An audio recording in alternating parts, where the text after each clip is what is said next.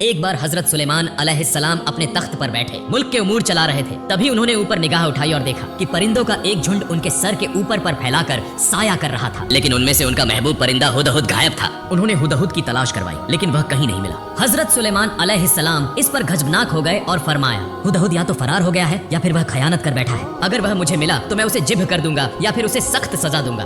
यह कहकर उन्होंने एकाब नामी एक जिन्न को हुदहुद की तलाश में रवाना किया। एकाब तेजी से सफर करने लगा। कुछ दूरी तय करने के बाद उसकी मुलाकात हुदहुद से हुई। तब एकाब ने उसे हजरत सुलेमान अलैहिस्सलाम के गजब के बारे में बताया और कहा कि उसे उनकी तलाश में भेजा गया है। यह सुनकर हुदहुद बोला, मैं एक मुबारक खबर लेकर आया हूँ जिससे हजरत मुझसे बिल्कुल नाराज नहीं होंगे। एकाब ने पूछा, भाई वह खबर क्या है? हुदहुद बोला, वह खबर मैं हजरत सुलेमान अलैहिस्सलाम के सामने जाकर ही सुनाऊंगा। चलो हम वहीं चलते हैं। फिर दोनों हजरत सुलेमान अलैहिस्सलाम के दरबार में हाजिर हुए। हुदहुद हजरत सुलेमान अलैहिस्सलाम के सामने जाकर मुस्कुराया और अर्ज किया, या नबी अल्लाह, मैं आपके पास एक नई खुशखबरी लेकर आया हूँ। अगर आप इसे सुनेंगे तो यकीनन खुश हो जाएंगे। हजरत सुलेमान अलैहिस्सलाम हुदहुद की बात सुनकर गुस्से में नहीं आए, बल्कि उन्होंने इत्मीनान से हुदहुद से पूछा, तुम कौन सी खबर लाए हो? फौरन मुझे बताओ। तब हुदहुद ने कहा, या नबी अल्लाह, मैं थोड़े वक्त के लिए आपके तख्त से बाहर गया था। तभी मैंने देखा कि मेरा एक कबीली भाई परिंदा उड़ रहा था। मैंने उसे पुकारा तो वह मेरे पास आ गया। हमारे दरमियान पुराने ताल्लुकात की बातें हुई। फिर हमने एक दूसरे से पूछा कि हम कहाँ रहते हैं। जब उसने मुझसे पूछा कि मैं कहाँ रहता हूँ तो मैंने आपके मुकद्दस दरबार के बारे में बताया, लेकिन उसे आपकी हुकूमत का कोई इल्म नहीं था। तब मैंने कहा, तुम ऐसी सल्तनत में रहते हो जहाँ हजरत सुलेमान अलैहिस्सलाम की हुकूमत की कोई खबर नहीं पहुँचती। तब उसने जवाब दिया, मैं एक ऐसी मल्लिका के मुल्क में रहता हूँ जो अत्यंत रूपवती, दयावती और आराम प्रिय है। उनके मुल्क में हर कोई शान और अमन के साथ जिंदगी बसर कर रहा है। उनका तख्त अजीम और बेहद खूबसूरत है, जो हीरे, जुमर्रद, मोती और दूसरे बेशकीमती जवाहरात से आरास्ता है। वह एक ऐसे शहर की मलिका है जहाँ हर दरवाजा और खिड़की सोने और चांदी से बनी है। तब मैंने उससे कहा, शायद हमारे शहंशाह हजरत सुलेमान अलैहिस्सलाम को तुम्हारे मुल्क के बारे में कोई खबर नहीं है। अगर उन्हें इल्म होता तो यकीनन मल्लिका बिल्किस को उनके इख्तियार के ताबे आकर हुकूमत करनी पड़ती। तब मेरे कबीली भाई परिंदे ने कहा, चलो मेरे साथ, हमारी मल्लिका के शानदार और पुरकैफ मुल्क को एक बार देखाओ। उसका यह मशवरा सुनकर मैंने पहले जाने से इनकार कर दिया। तब मेरे दोस्त परिंदे ने कहा, सबाह की खूबसूरत औरतों में से एक सबाह की मल्लिका बिल्किस बेगम को एक बार देखाओ। वह कितनी हसीन, कितनी ताकतवर और कितनी काबिल है, यह देखे बिना तुम अंदाजा नहीं लगा पाओगे। मेरे अजीज रफीक के लबों से उसकी ऐसी तारीफ सुनकर मैं उसे देखने के लिए रवाना हो गया। तवील सफर के बाद मैं सबा सल्तनत की दारुल हुकूमत पहुंचा। वहां जाकर मैंने शाही महल की एक दीवार पर बैठकर नजारा किया। तब मैंने मल्लिका बिल्किस बेगम को देखा। वह बेहिसाब हुस्न की मालिक थी। वह कुंवारी थी और एक अजीम बेशकीमती तख्त पर जलवा अफरोज थी। उनका हुस्न देखकर मैं हैरत में डूब गया। फिर मैंने अल्लाह ताला से यह दुआ करना शुरू कर दिया कि शहंशाह हजरत सुलेमान अलैहिस्सलाम उन्हें अपनी अहलिया बना ले। मैंने अर्ज किया, या शहंशाह, अब मुझे मेरा इनाम अता करें। मैं ऐसा इनाम चाहता हूँ जो मेरी नस्ल के लिए इज्जत व शराफत की अलामत बनकर रहे। हजरत सुलेमान अलैहिस्सलाम ने हुदहुद की बात सुनकर फरमाया, अगर जो तुम कह रहे हो वह हक है तो बेशक तुम्हें इसका इनाम मिलेगा, लेकिन इससे पहले मैं यह तस्दीक करूंगा कि तुम सच्चे हो या झूठे। अगर तुम अपनी खबर में सच्चे हो तो मैं अल्लाह रब्बुल इज्जत से दुआ करूंगा कि तुम्हारे सर पर एक यादगार ताज रखा जाए, लेकिन अगर तुम झूठे साबित हुए तो यकीनन मैं तुम्हें सजा दूंगा। तब हुदहुद बोला, या नबी अल्लाह, आपके सामने झूठ बोलने की हिम्मत मुझ में नहीं है। मैंने जो कुछ भी अर्ज किया है वह सब हकीकत है। हकीकत में यह वाकया इससे भी ज्यादा दिलचस्प और तफसीलात से भरा है, लेकिन मेरे छोटे से लबों से मल्लिका बिल्किस के हुस्न और उसकी अजीम सल्तनत का मुकम्मल बयान देना मुमकिन नहीं है। लेकिन या नबी अल्लाह, एक बात है जो अफसोसनाक है, और वह यह कि मल्लिका बिल्किस और उसकी पूरी रियाया आफताब की इबादत करती है। यह देखकर मुझे बेइंतहा अफसोस हुआ। हजरत सुलेमान अलैहिस्सलाम ने हुदहुद की यह बात सुनकर पूछा, क्या तुमने उन्हें सूरज की इबादत करते हुए देखा है? हुदहुद बोला, जी हाँ, मैंने अपनी आंखों से देखा है। वे सब सूरज की इबादत कर रहे थे। या नबी अल्लाह, शैतान ने उन्हें गुमराह कर दिया है, जिसके सबब उन्होंने अल्लाह ताला के बताए हुए हक रास्ते को छोड़कर आफताब की इबादत को अपना लिया है और वह हिदायत से बहुत दूर हो गए हैं। हजरत सुलेमान अलैहिस्सलाम ने हुदहुद की यह बात सुनकर फरमाया, या हुदहुद, मैं चाहता हूँ कि तुम्हें एक खुसूसी सफीर बनाकर अपना खत मल्लिका बिल्किस के पास भेजूं। तुम इसे खुद वहाँ पहुँचाओगे और मैं देखना चाहता हूँ कि मल्लिका बिल्किस इस खत का क्या जवाब देती है। हुदहुद बोला, या नबी अल्लाह, तो मेहरबानी करके खत लिख दीजिए, मैं फौरन इसे मल्लिका बिल्किस तक पहुँचा दूंगा। तब हजरत सुलेमान अलैहिस्सलाम ने खत तहरीर करना शुरू किया। उन्होंने खत इस तरह लिखा, बिस्मिल्लाहिर्रहमानिर्रहीम, यह खत अल्लाह के नबी सुलेमान की जानिब से सबा की मल्लिका बिल्किस के नाम है। या मल्लिका बिल्किस, फौरन इस्लाम कबूल कर हमारे पास आ जाओ, वरना अपनी सलामती के लिए तैयार हो जाओ और अपनी लश्कर के साथ हमसे मुकाबले के लिए तैयार रहो। यह खत तहरीर कर हजरत सुलेमान अलैहिस्सलाम ने हुदहुद की चोंच में दे दिया। हजरत सुलेमान अलैहिस्सलाम से इजाजत लेकर हुदहुद परिंदा वह खत लेकर रवाना हुआ। तवील सफर तय करने के बाद वह सबा सल्तनत की दारुल हुकूमत पहुंचा। फिर वह शाही महल गया और देखा कि मल्लिका के खुसूसी महल के 7 दरवाजे बंद थे। सिर्फ रोशनदान खुले हुए थे। तब हुदहुद रोशनदान के रास्ते अंदर दाखिल हो गया। वह आहिस्ता आहिस्ता महल के अंदर पहुंचा और देखा कि मल्लिका बिल्किस गहरी नींद में थी। तब हुदहुद परिंदे ने बहुत एहतियात से वह खत मल्लिका के सीने पर रख दिया और फिर रोशनदान से बाहर निकलकर वहां से चला आया। इसके बाद हुदहुद परिंदा सबा सल्तनत से लौटकर हजरत सुलेमान अलैहिस्सलाम के पास पहुंचा और अर्ज किया, या नबी अल्लाह, मैंने आपका खत आपकी अमानत के तौर पर मल्लिका बिल्किस तक पहुंचा दिया है। उधर जब मल्लिका बिल्किस नींद से बेदार हुई तो उन्होंने अपने सीने पर एक खत पाया और हैरान रह गई। फिर उन्होंने खत खोला और उसे पढ़ना शुरू किया। खत पढ़ने के बाद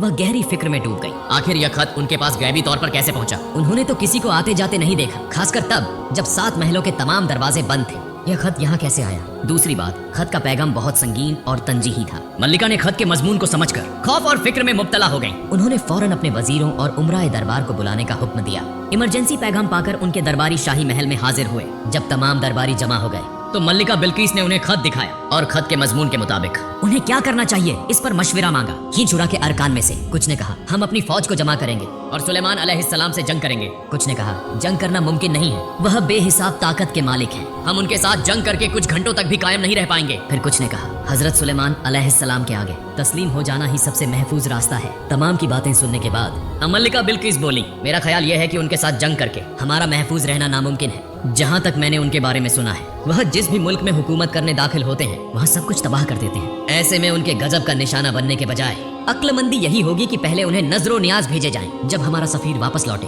तो हम देखेंगे कि सुलेमान अलैहिस्सलाम इस पर क्या रद्द अमल देते हैं, क्योंकि अगर वह वाकई अल्लाह के नबी हैं तो वह नजरो नियाज पाकर और ज्यादा नाराज हो जाएंगे और बार बार यही चाहेंगे कि हम सब उनके सामने तस्लीम हो जाएं। लेकिन अगर वह सिर्फ इस दुनिया के एक मामूली बादशाह हैं तो वह इन तोहफों को पाकर राजी हो जाएंगे। जब मल्लिका बिल्किस ने यह बातें कही तो उनकी शूरा के तमाम अरकान इस मशवरे से मुत्तफिक हो गए। मल्लिका बिल्किस ने तोहफे भेजकर यह मालूम करने का मंसूबा बनाया कि हजरत सुलेमान अलैहिस्सलाम वाकई अल्लाह के नबी हैं या नहीं, क्योंकि अगर वह नबी हुए तो वह इन तोहफों को हरगिज कबूल नहीं करेंगे। अब वह मल्लिका पर इस्लाम का कबूल करने के लिए जोर देंगे और अगर वह सिर्फ एक सल्तनत के हाकिम है तो वह तोहफे कबूल करके मल्लिका को निकाह का पैगाम भेजेंगे। इसके बाद मल्लिका बिल्किस ने अपने लश्कर में से एक दस्ते को मुंतखब किया और उन्हें हजरत सुलेमान अलैहिस्सलाम के पास भेजने के लिए नजरो नियाज सौंपे। तोहफे के तौर पर मल्लिका बिल्किस ने उन्हें 7 सोने की और 7 चांदी की ईंटें अता की, साथ ही नायाब मोती, जवाहरात और दूसरे कीमती पत्थर दिए। इसके अलावा उन्होंने तमाम तोहफों को सोने के धागों से बुने हुए कपड़े से ढककर शीशे के संदूकों में रखवाया। इसके बाद वह सफीर मल्लिका बिल्किस से रुखसत होकर हजरत सुलेमान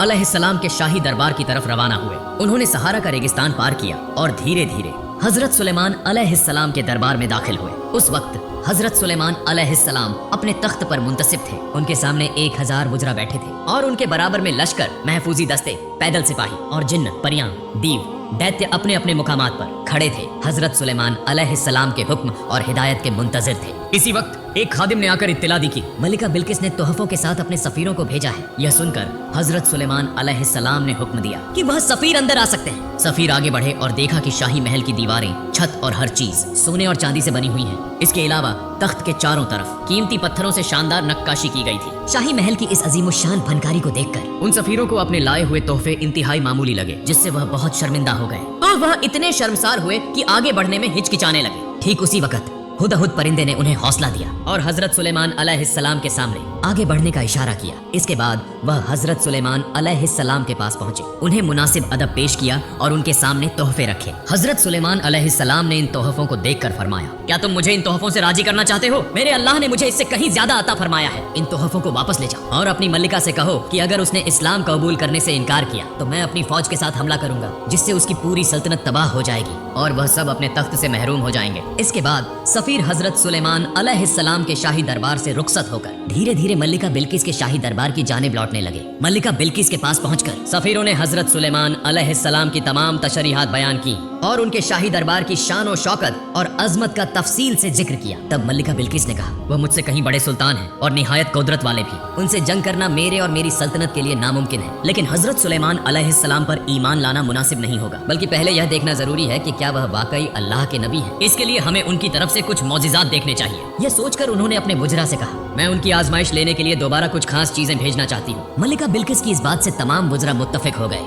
इसके बाद मल्लिका ने कुछ गुलाम और लौंडियों को एक ठीक जैसे लिबास पहनाए। कुछ बेशिगाफ याकूत नगीनों को एक संदूक में रखवाया। कुछ तेज और कुछ सुस्त अश्व घोड़े भेजने का इंतजाम किया और आखिर में एक खाली शीशा दिया। इसके बाद उन्होंने सफीरों से कहा, पहले हजरत सुलेमान अलैहिस्सलाम से कहो कि वह इन गुलामों और लौंडियों को अलग अलग पहचान कर दिखाएं, फिर बगैर किसी फौलादी या दूसरे आलात के इस्तेमाल के, और याकूत में शिगाफ सुराख उगकर दिखाएं। तीसरे, तेज और सुस्त अश्व को अलग अलग कर दें, और आखिर में इस खाली शीशे में ऐसा आब पानी भर कर दें जो न आसमान से बरसता हो और न जमीन से निकलता हो। जब मलिका बिल्किस की तमाम शराइत तय हो गई तो उनके सफीर उन तमाम चीजों को लेकर हजरत सुलेमान अलैहिस्सलाम के शाही दरबार की तरफ रवाना हुए। वह सहरा के रेगिस्तान को पार करते हुए धीरे धीरे हजरत सुलेमान अलैहिस्सलाम के शाही दरबार में दाखिल हुए और तमाम तोहफे पेश की। इसके बाद सफीरों ने मल्लिका बिल्किस के तमाम इम्तिहानी शराइत हजरत सुलेमान अलैहिस्सलाम के सामने रखी। हजरत सुलेमान अलैहिस्सलाम ने सबसे पहले तमाम गुलामों और लौंडियों को हुक्म दिया कि वह जाकर वुजू करें। तब मर्दों ने सिर्फ अपनी उंगलियां धोई जबकि औरतों ने अपनी कलाइयां तक धोई। इसी दौरान हजरत सुलेमान अलैहिस्सलाम ने फरमा दिया, जिन्होंने सिर्फ उंगलियां धोई हैं वह मर्द हैं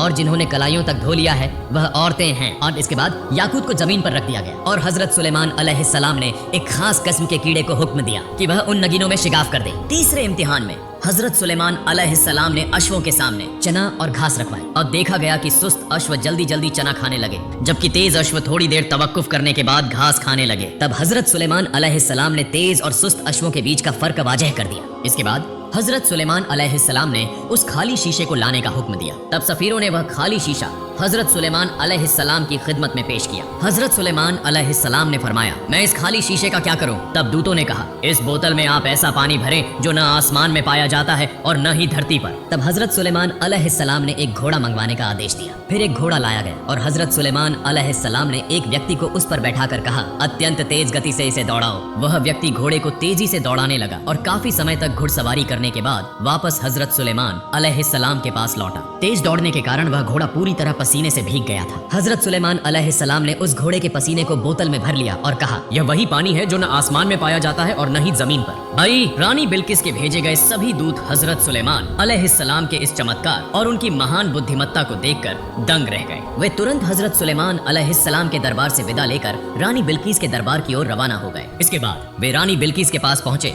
और हजरत सुलेमान अलैहिस्सलाम के सभी चमत्कारों और उनकी ज्ञान व हिकमत को विस्तार से बयान किया। दूतों से हजरत सुलेमान अलैहिस्सलाम के ज्ञान, हिकमत और चमत्कारों के बारे में सुनकर रानी बिल्किस तुरंत कह उठी, निश्चय ही मैं हजरत सुलेमान अलैहिस्सलाम के दरबार में जाऊंगी और उनके हाथ में हाथ देकर इस्लाम स्वीकार कर लूंगी। इसके बाद रानी बिल्किस धीरे धीरे अपनी यात्रा की तैयारी करने लगी। सबसे पहले उन्होंने अपने दरबार के मंत्रियों को आदेश दिया कि उनका सिंहासन 7 महलों के अंदर रखा जाए और सभी दरवाजे बंद कर दिए जाएं। रानी बिल्किस के हुक्म का पालन करते हुए उनके सेवकों ने सिंहासन को 7 महलों के अंदर रख दिया और 7 दरवाजों को ताले से बंद कर दिया। इसके बाद रानी बिल्किस हजरत सुलेमान अलैहिस्सलाम के दरबार की ओर यात्रा पर निकली। उनके साथ 100 दास दासियां और असंख्य सैनिक थे। उन्होंने सहारा रेगिस्तान पार करना शुरू कर दिया और हजरत सुलेमान अलैहिस्सलाम के राज्य की ओर बढ़ने लगी। उधर हवा ने तुरंत हजरत सुलेमान अलैहिस्सलाम को रानी बिल्किस के रवाना होने की सूचना दे दी। तब हजरत सुलेमान अलैहिस्सलाम ने अपने दरबार को और अधिक भव्य बनाने का आदेश दिया। उनके आदेश पर उनके दरबार में मौजूद सभी जिन्नों ने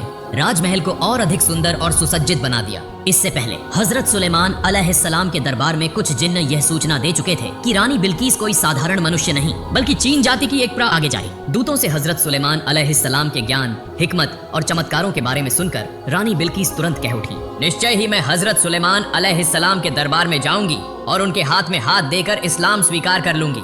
इसके बाद रानी बिल्किस धीरे धीरे अपनी यात्रा की तैयारी करने लगी। सबसे पहले उन्होंने अपने दरबार के मंत्रियों को आदेश दिया कि उनका सिंहासन 7 महलों के अंदर रखा जाए और सभी दरवाजे बंद कर दिए जाएं। रानी बिल्किस के हुक्म का पालन करते हुए उनके सेवकों ने सिंहासन को 7 महलों के अंदर रख दिया और 7 दरवाजों को ताले से बंद कर दिया। इसके बाद रानी बिल्किस हजरत सुलेमान अलैहिस्सलाम के दरबार की ओर यात्रा पर निकली। उनके साथ 100 दास दासियां और असंख्य सैनिक थे। उन्होंने सहारा रेगिस्तान पार करना शुरू कर दिया और हजरत सुलेमान अलैहिस्सलाम के राज्य की ओर बढ़ने लगी। उधर पवन हवा ने तुरंत हजरत सुलेमान अलैहिस्सलाम को रानी बिल्किस के रवाना होने की सूचना दे दी। तब हजरत सुलेमान अलैहिस्सलाम ने अपने दरबार को और अधिक भव्य बनाने का आदेश दिया। उनके आदेश पर उनके दरबार में मौजूद सभी जिन्नों ने राजमहल को और अधिक सुंदर और सुसज्जित बना दिया। इससे पहले हजरत सुलेमान अलैहिस्सलाम के दरबार में कुछ जिन्न यह सूचना दे चुके थे कि रानी बिल्किस कोई साधारण मनुष्य नहीं बल्कि जिन्न जाति की एक प्राणी है। उसके पैरों की एड़ियों से ऊपर तक घना बाल था और यही रानी के जिन्न होने का सबसे बड़ा प्रमाण था।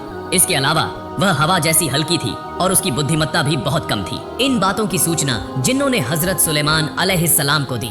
हजरत सुलेमान अलैहिस्सलाम ने इन दोनों बातों की जांच करने के लिए अपने सिंहासन के सामने एक खुली नहर बनवाई जिसमें हमेशा पानी बहता रहता था। उन्होंने उस बहती हुई नहर के ऊपर एक विशाल पारदर्शी कांच दर्पण रख दिया जो आम दृष्टि से दिखाई नहीं देता था बल्कि केवल बहता हुआ पानी ही दिखता था। हजरत सुलेमान अलैहिस्सलाम ने इसी पारदर्शी कांच के ऊपर से रानी बिल्किस को लाने की व्यवस्था की। रानी बिल्किस के आगमन को लेकर हजरत सुलेमान अलैहिस्सलाम के दरबार में एक और समस्या उत्पन्न हो गई। रानी बिल्किस एक राज्य की शासक थी और जब वह हजरत सुलेमान अलैहिस्सलाम के दरबार में आएंगी तो उनके लिए एक सम्मानजनक सिंहासन की आवश्यकता होगी। लेकिन हजरत सुलेमान अलैहिस्सलाम के दरबार में उनके अपने सिंहासन के अलावा कोई और सिंहासन मौजूद नहीं था, इसलिए यह सभी के लिए चिंता का विषय बन गया। तब हजरत सुलेमान अलैहिस्सलाम ने कहा, हे जिन्न जाति, तुम में से कौन ऐसा है जो रानी बिल्किस का सिंहासन मेरे पास ला सकता है? हजरत सुलेमान अलैहिस्सलाम के आदेश पर जिन्न हाजिर हुए और बोले, हुजूर, आपके हुक्म से हम कुछ घंटों के भीतर रानी बिल्किस का सिंहासन यहाँ प्रस्तुत कर देंगे। हजरत सुलेमान अलैहिस्सलाम ने कहा, इतना समय देना संभव नहीं है क्योंकि रानी बिल्किस हमसे पहले यहाँ पहुँच सकती हैं। हजरत सुलेमान अलैहिस्सलाम की यह बात सुनकर इफरीत नामक एक शक्तिशाली जिन्न आगे आया और बोला, हुजूर, मैं केवल 1 घंटे के भीतर सिंहासन ला सकता हूँ। हजरत सुलेमान अलैहिस्सलाम ने कहा, इतना समय देना भी संभव नहीं है, क्या कोई इससे भी कम समय में इसे ला सकता है? तब हजरत सुलेमान अलैहिस्सलाम के प्रधानमंत्री जो अपार ज्ञान के धनी थे बोले, हुजूर, यदि आप आदेश दें तो मैं आपकी पलक झपकते ही सिंहासन आपके सामने प्रस्तुत कर सकता हूँ। तब हजरत सुलेमान अलैहिस्सलाम ने प्रधानमंत्री आसिफ को सिंहासन लाने का आदेश दिया। प्रधानमंत्री आसिफ ने तुरंत रानी बिल्किस के 7 महलों के दरवाजे खोलकर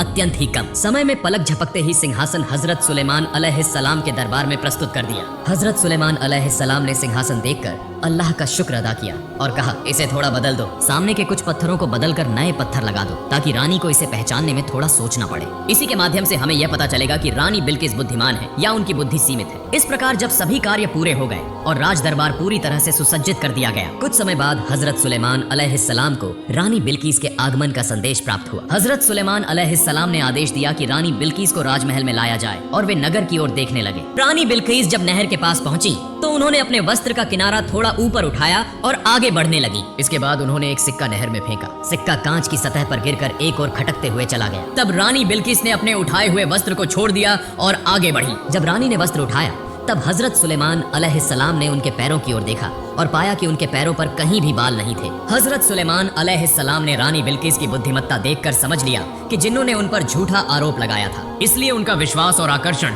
रानी बिल्किस के प्रति और अधिक बढ़ गया। रानी बिल्किस जब हजरत सुलेमान अलैहिस्सलाम के सामने पहुंची तो उन्होंने सलाम किया और इस्लाम स्वीकार करने की इच्छा प्रकट की। हजरत सुलेमान अलैहिस्सलाम ने बिना विलंब किए उन्हें तौबा और कलिमा पढ़वाया। इसके बाद रानी बिल्किस ने हजरत सुलेमान अलैहिस्सलाम की पत्नी बनने की इच्छा व्यक्त की। हजरत सुलेमान अलैहिस्सलाम ने कहा, इस विषय को बाद में देखा जाएगा, फिलहाल आप मेरे पास सिंहासन पर विराजमान हो। हजरत सुलेमान अलैहिस्सलाम की बात सुनकर रानी बिल्किस सिंहासन की ओर देखने लगी और एकटक उसे देखती रह गई। वह आश्चर्यचकित और हतप्रभ हो गई। तब हजरत सुलेमान अलैहिस्सलाम ने पूछा, आपका सिंहासन कैसा है, मुझे जरा बताइए। रानी बिल्किस ने उत्तर दिया, मेरा सिंहासन और कैसा होगा, इसे देखकर ही आप समझ सकते हैं। हजरत सुलेमान अलैहिस्सलाम रानी की सूझबूझ और बुद्धिमत्ता देखकर बहुत प्रभावित हुए और उन्हें धन्यवाद दिया। तब रानी बिल्किस ने कहा, हे अल्लाह के नबी, यदि मुझे आपकी दुआ और संगति मिल जाए तो मेरा जीवन और भी धन्य हो जाएगा, कृपया मुझे वह सौभाग्य प्रदान करें। हजरत सुलेमान अलैहिस्सलाम ने फिर इस प्रस्ताव पर अपने परिषद के सदस्य और जिन्नों से परामर्श किया।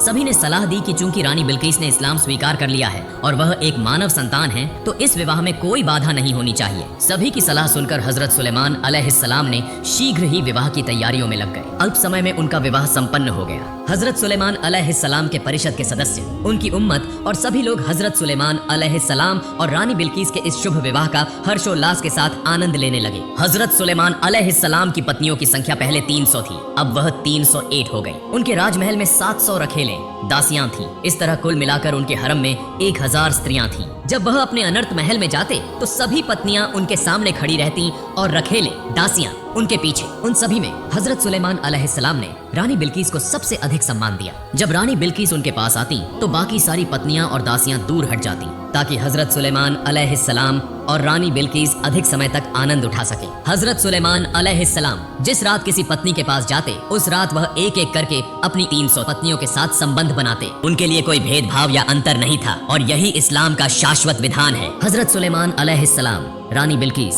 और अपनी अन्य पत्नियों के साथ सुख और शांति से जीवन व्यतीत करने लगे। हजरत सुलेमान अलैहिस्सलाम के समय में अधिकांश जिन्न उनके अधीन थे, जबकि कुछ गद्दार, कुछ मूर्ति पूजक और कुछ देशद्रोही वक्त भागे हुए थे। हजरत सुलेमान अलैहिस्सलाम अक्सर अन्याय करने वालों को पकड़कर सजा देते थे। देशद्रोहियों और भगोड़ों को पकड़ने के लिए जिन्नों के बीच गुप्तचर जासूस नियुक्त किए गए थे। साथ ही उनकी सेना और सुरक्षा बल भी थे जो एक एक कर अपराधियों को खोज निकालते और उन्हें हजरत सुलेमान अलैहिस्सलाम के दरबार में कैद करके लाते। एक दिन रानी बिल्किस के अनुरोध पर हजरत सुलेमान अलैहिस्सलाम ने उन्हें अपने साथ सिंहासन पर बिठाया और समुद्री यात्रा पर निकल पड़े। हवा उनके सिंहासन को लेकर कई देशों की यात्रा करती रही और फिर एक गहरे और असीम समुद्र के ऊपर स्थिर होकर ठहर गई। रानी बिल्किस ने पूरी तन्मयता से समुद्र के दृश्य का आनंद लिया। इसके बाद हवा उनके सिंहासन को एक विशाल द्वीप पर ले आई। वहाँ वे दोनों उतरे और प्राकृतिक सौंदर्य से युक्त वृक्षों, नहरों, झरनों और पर्वतों का अवलोकन किया। जब हजरत सुलेमान अलैहिस्सलाम और रानी बिल्किस वहाँ पहुँचे तो जिन्नों ने कई हजार देशद्रोही और भगोड़े जिन्नों को हजरत सुलेमान अलैहिस्सलाम के समक्ष प्रस्तुत किया। हजरत सुलेमान अलैहिस्सलाम ने उन्हें मृत्यु दंड देने का निर्णय लिया। बप्पा मान में की तब रानी बिल्किस ने उनके प्राणों की भीख मांगते हुए हजरत सुलेमान अलैहिस्सलाम से प्रार्थना की। बम पर ताहिद रानी बिल्किस की प्रार्थना के कारण हजरत सुलेमान अलैहिस्सलाम ने कहा, ये जिन्न लंबे समय से मेरे विरुद्ध षड्यंत्र रच रहे थे, इन्हें क्षमा नहीं किया जा सकता, लेकिन यदि तुम इन्हें अपनी देखरेख में आज्ञाकारी और सच्चे मुसलमान बना सकती हो तो मैं इन्हें जीवन दान दे सकता हूँ। तब रानी बिल्किस ने सभी जिन्नों से इस्लाम स्वीकार करने की शपथ दिलवाई और उन्हें अपनी देखरेख में ले लिया। वे जिन्नत जीवन भर रानी बिल्किस के आज्ञाकारी बने रहे। इसके बाद हजरत सुलेमान अलैहिस्सलाम ने वहाँ की यात्रा समाप्त कर धीरे धीरे रानी बिल्किस के राज्य सबा की ओर प्रस्थान किया। दोपो के रानी बिल्किस सहित तख्त ए सुलेमान को लेकर हजरत सुलेमान अलैहिस्सलाम सबा राज्य में पहुंचे। सबा राज्य पहुंचने के बाद हजरत सुलेमान अलैहिस्सलाम वहां लंबे समय तक रहे और पूरे राज्य का निरीक्षण किया। अंत में हजरत सुलेमान अलैहिस्सलाम ने सबा राज्य के सभी निवासियों को इस्लाम की शिक्षा दी और उन्हें मुसलमान बना लिया। इसके अलावा उन्होंने वहाँ के प्रशासनिक अधिकारियों को बुलाकर इस्लामी कानून के अनुसार शासन करने की सलाह दी। उन्होंने जबूर की किताब के अनुसार